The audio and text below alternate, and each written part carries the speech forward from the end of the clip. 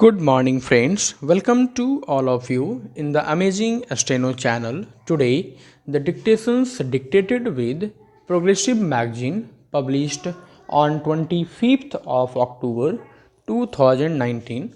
The topic is budget and it is series number 4. So, get ready. 5, 4, 3, 2, 1. Start.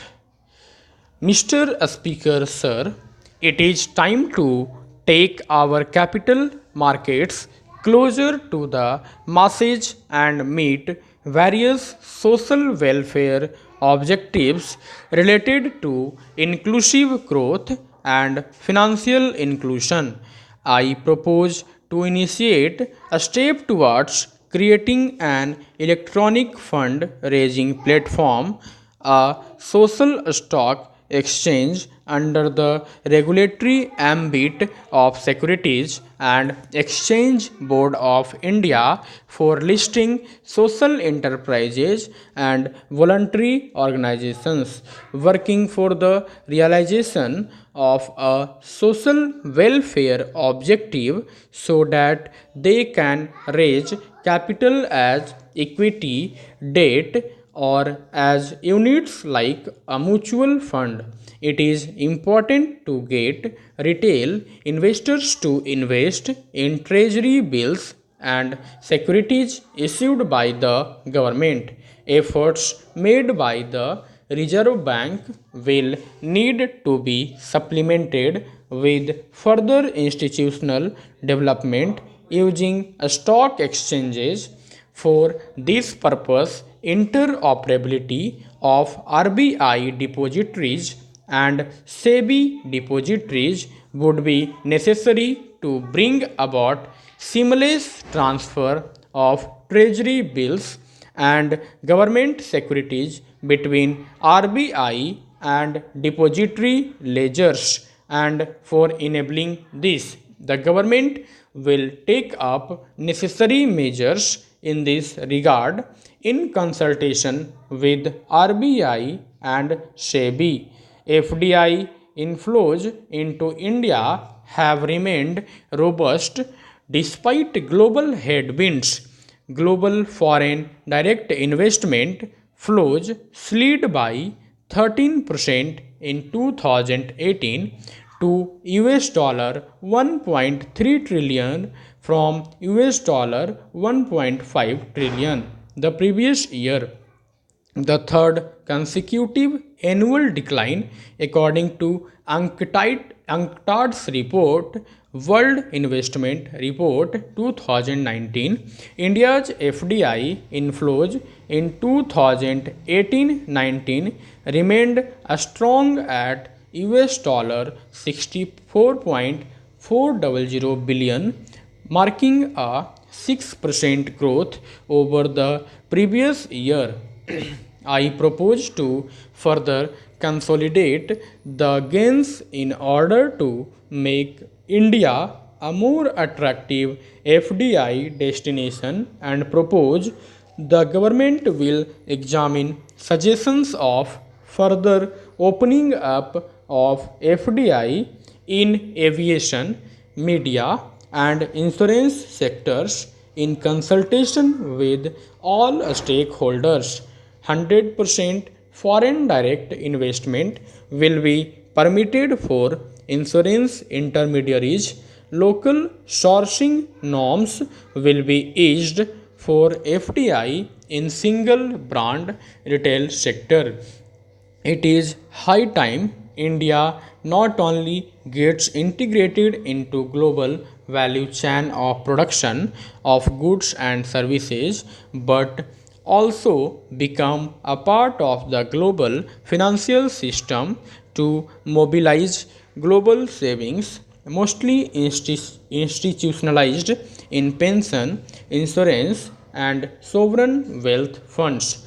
The government is contemplating organizing an annual global investors meet in India. using National Infrastructure Investment Fund as the anchor.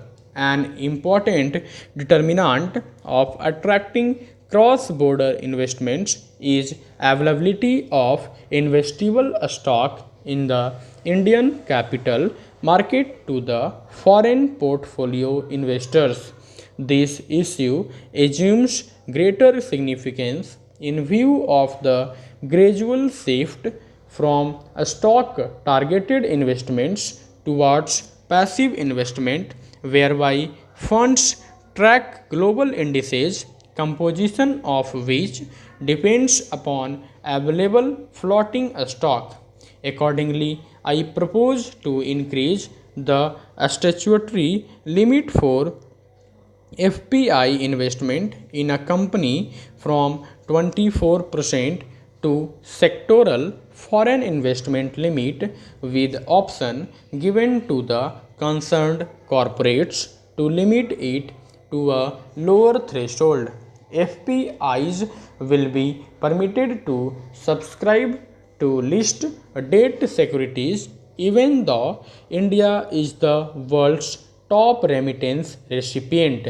NRI investment in Indian capital markets is comparatively less, with a view to provide NRIs with seamless access to Indian equities. I propose to merge the ANRI portfolio investment scheme route.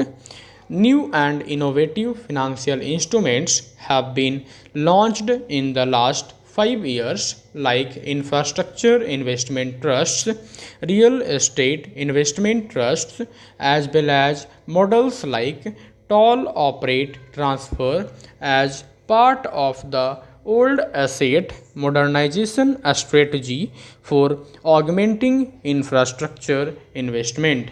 India has had a reasonable success in old asset monetization, and several such transactions have already been completed.